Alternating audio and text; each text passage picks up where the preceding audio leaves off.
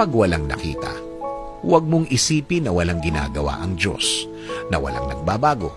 Huwag mong ibase sa nakikita mo ang solusyon ng problema mo dahil nag-umpisa na siya. Hindi mo lang alam.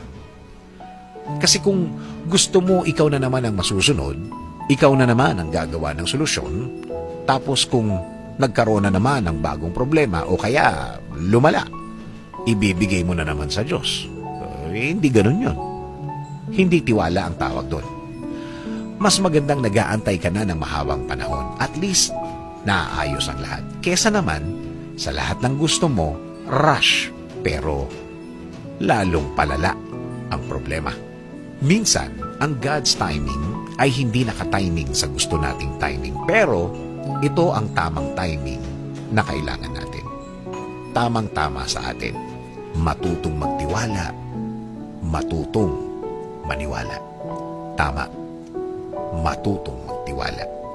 Kahit sa inaakala nating delay o kaya late, pagkatiwalaan natin ang mga delays at late na yan dahil nakaayon sa plano ng Diyos yan. Again, kapit lang, maniwala lang.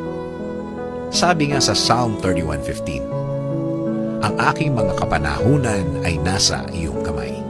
Iligtas mo ko sa kamay ng aking mga kaaway.